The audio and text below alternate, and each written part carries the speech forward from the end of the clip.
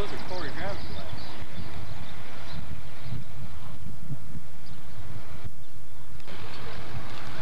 Who had the antique cars?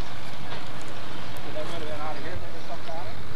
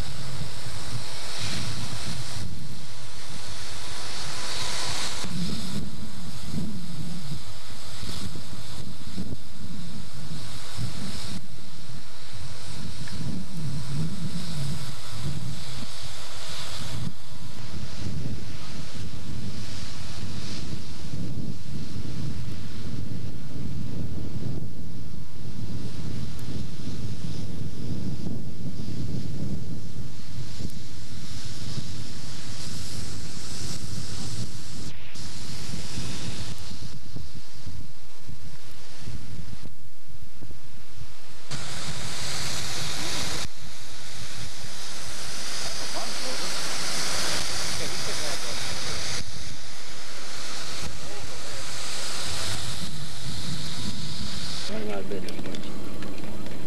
There's your chance to be a news hawk. Well, he lost right here. He lost that building. Yeah, there's the John Deere's. Didn't get hurt any though, did he? Took the hog building, didn't it? Yeah. Junk out here again.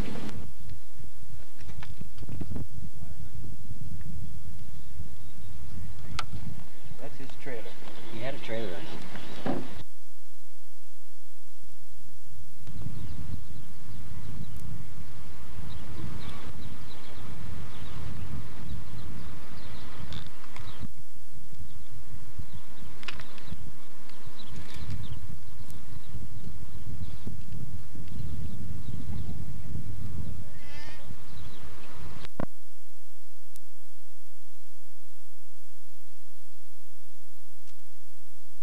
Devastating force of yesterday's tornadoes hits the people of Worthington. Elsewhere along the tornado's path, Eastern Iowans survey the damage and begin a massive cleanup effort. And this huge tornado in Kansas leaves destruction and death in its path. Good afternoon, everyone. I'm Remy Becker. And I'm Bruce Downey, and topping live at 5 today, the tornado's gone, but its effects will be around for some time to come. This is what the town of Worthington looked like from the air this morning. Now, you can see the path the tornado took as it moved through the community yesterday. Wreckage from what used to be buildings strewn all over.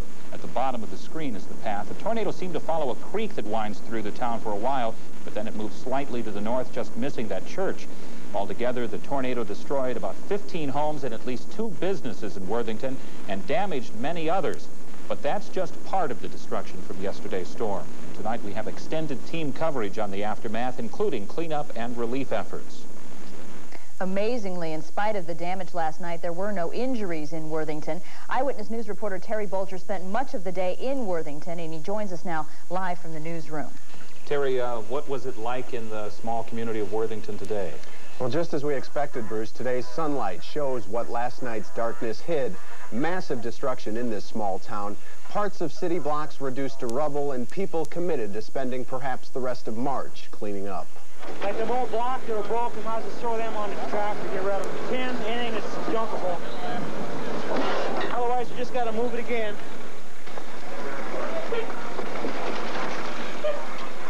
Now, much of the damage was limited to the west side of Worthington. The tornado clipped that side of town, moved down and sideswiped buildings on Main Street and just kept right on going. Most of the people in town survived by listening to warnings and getting into the basement.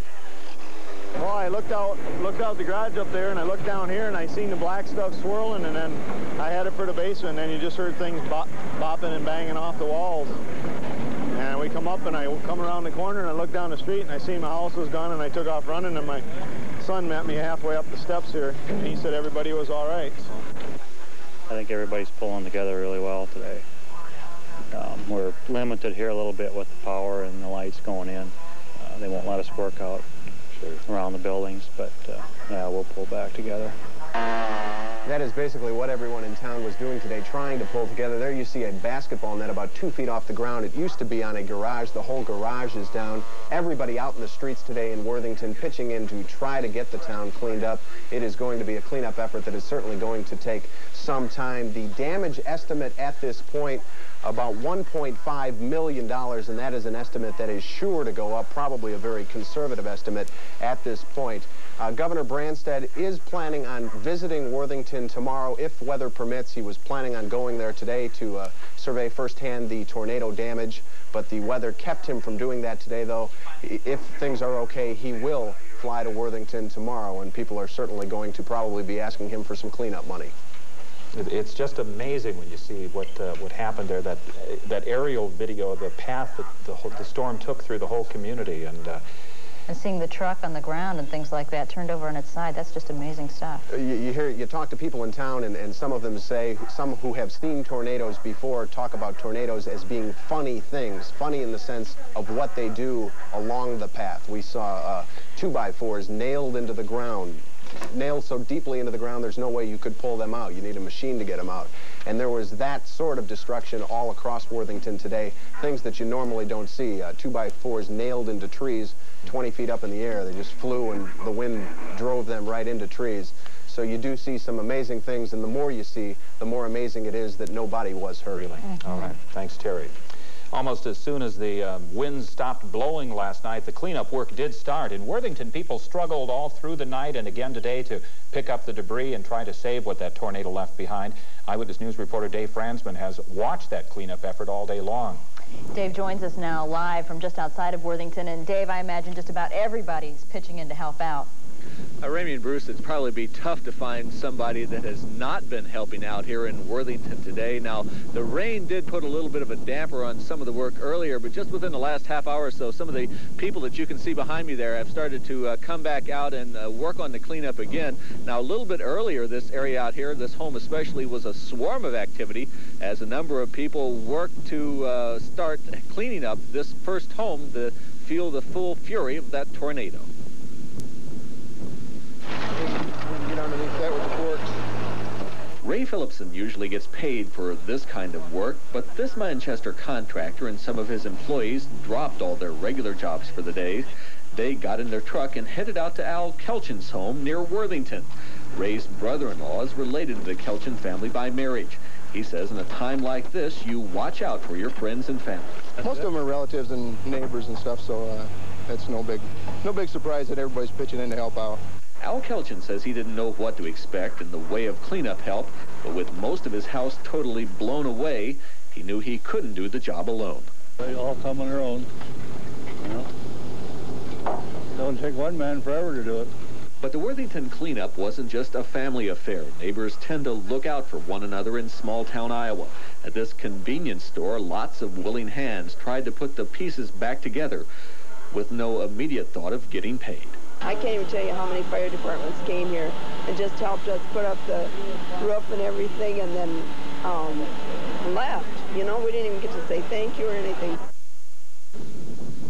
Now here's a good example of how a small town can pull together. The Red Cross says there are perhaps 40 people in this area, that's an approximate guess, like the family here that would need a new place to stay because their home has been extensively damaged. Now they put out the call for anyone needing shelter that they would give them a hand, but the Red Cross says that as of last night they didn't have any takers. Everybody found a place to stay with either a friend or a relative in the area here.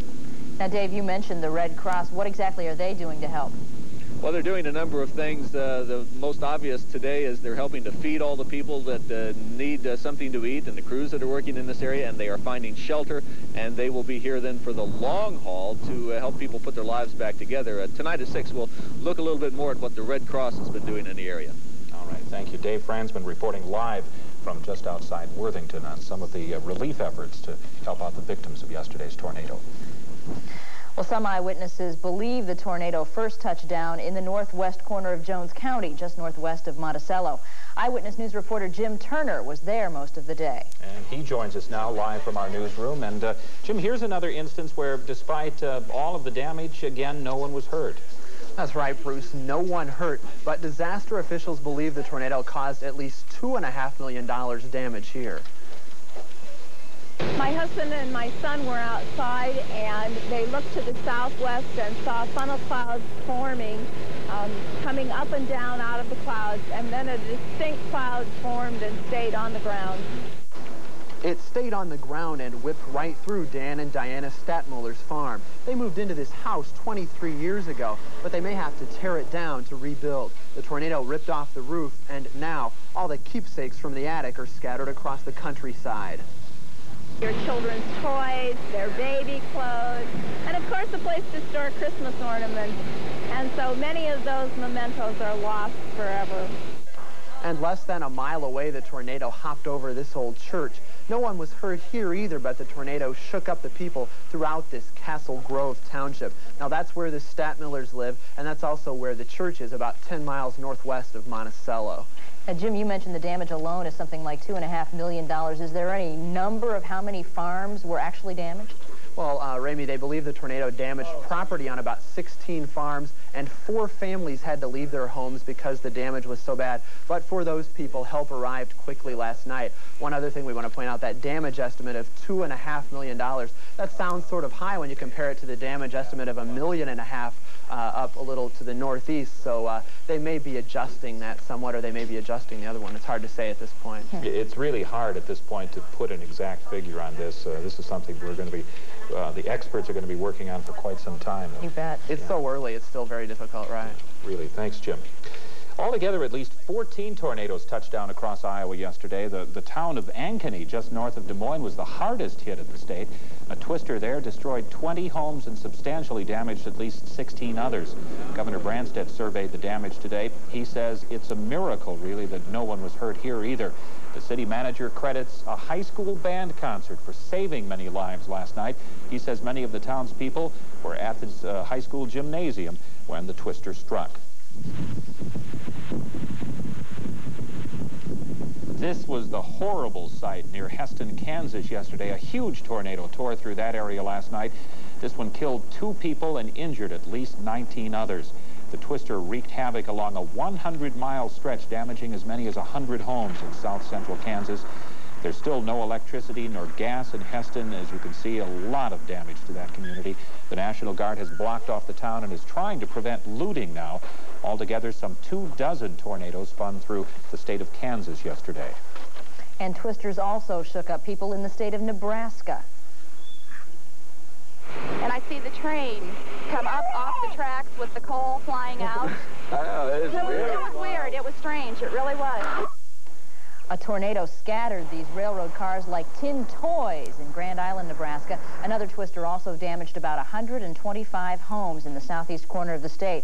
In the small town of Lowell, officials estimate the damage at $1.3 million. A half dozen people suffered minor injuries, but people there say they're just happy that they're alive. Probably the state with the least tornado damage is Oklahoma. Twisters ripped through cities in the south-central part of that state, spinning up to the northeastern section of Nebraska. They flattened several homes and mobile homes in their path. Fortunately, most of the damage was minor, with a small amount of debris scattered around towns and a few power lines down. Well, tornadoes aren't the only weather problem to hit the Midwest. When Live at 5 returns, you will see how flooding caused one street to collapse, and you'll see the rescue efforts that followed. That's next on your 24-hour news source, KCRG TV9. Who followed a tornado through Hopkinton. I'm Kristen Dodd. Those stories and all the news that matters next on the Channel 2 News at 6. Roar, it was something that you just never forget, and it's terrible. Tornadoes ripped through one Iowa town and left much of the countryside looking like a disaster area. Now it's time to begin putting the pieces back together. Good evening. We have a series of reports on the twisters, starting with the hard-hit Dubuque County town of Worthington. Pete Cipher is there now. Pete, how's the cleanup going? Kristen, things are proceeding well, and the destruction here is unbelievable. You can't believe it. You just have to see it. I'm in downtown Worthington on Main Street off the city square. Behind me is the destruction here in Worthington. The area has been cordoned off. No one is allowed past this spot in Worthington. The destruction out to the west part of Worthington. IE workers are hoping yet tonight to get power restored to Worthington. The telephone service has been sporadic, but it will be several months before things are back to normal here. More than $1 million in damage here in Worthington alone. 40 people are homeless tonight. Sandy Reedscraft begins our coverage with a look at Worthington the day after. For the first time in her life, Verna Lusick found herself homeless. A pine tree gave Verna and her grandchildren shelter, while family and friends surveyed what was left of her home. I couldn't believe it, what happened. I just sat there and bawled for a half hour. I don't have anything left at all except the clothes that I had on. Doing chores out to the farm is all we had left. In all, 11 homes were destroyed here. Mary Boyle lost hers, along with her car and her cat. But Mary's plants remain standing on the fireplace mantle.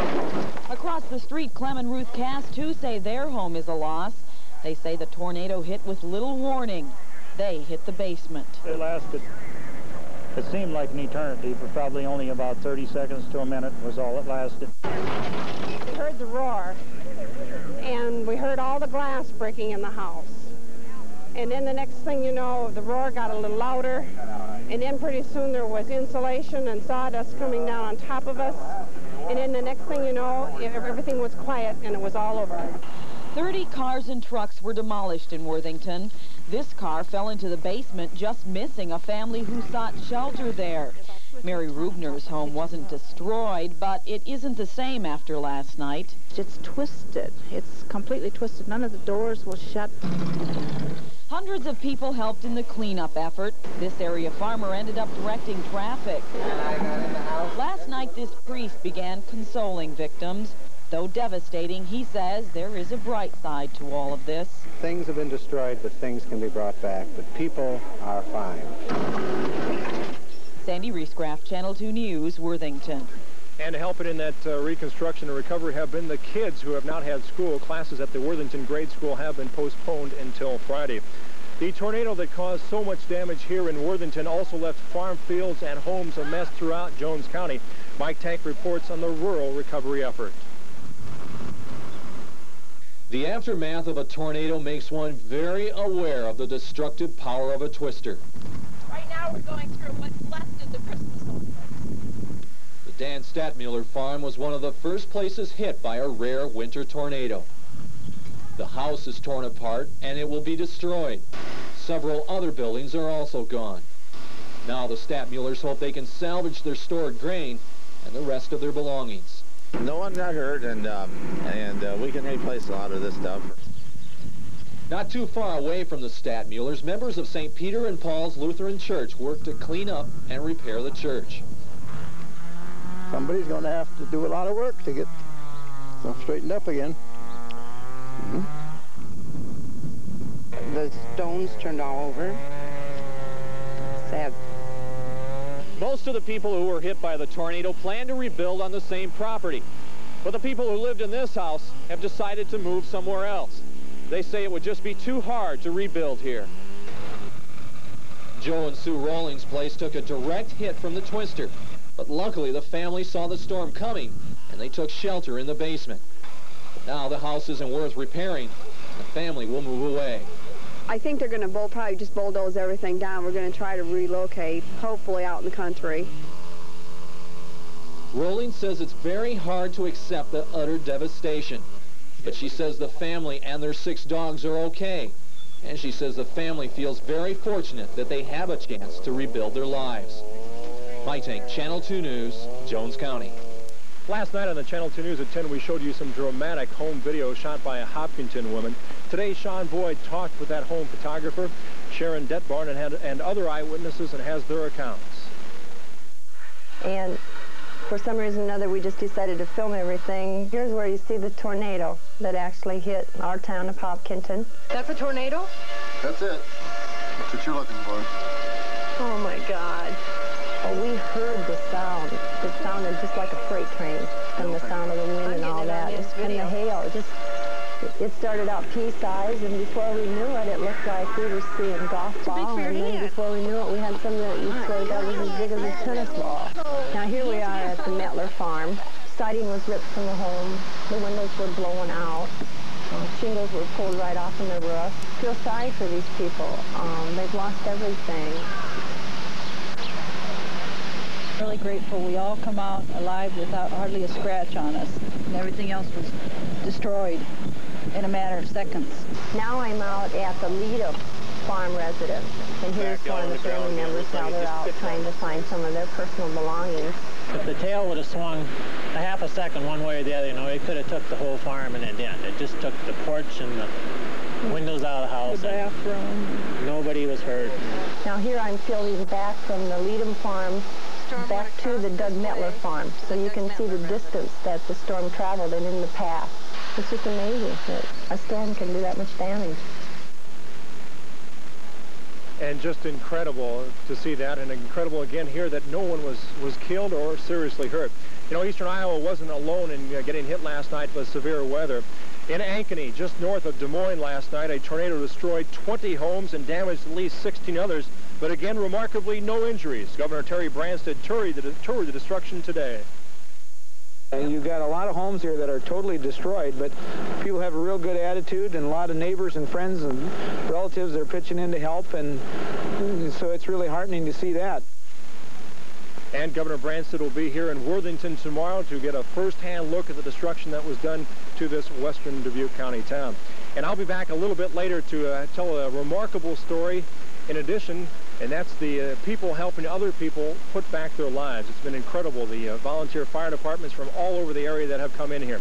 One other note I do want to pass along, and that officials here would like to ask people to stay out of the Worthington area. They've got their hands full, and they would encourage people not to come in here and gawk and to see what did happen last night. Kristen?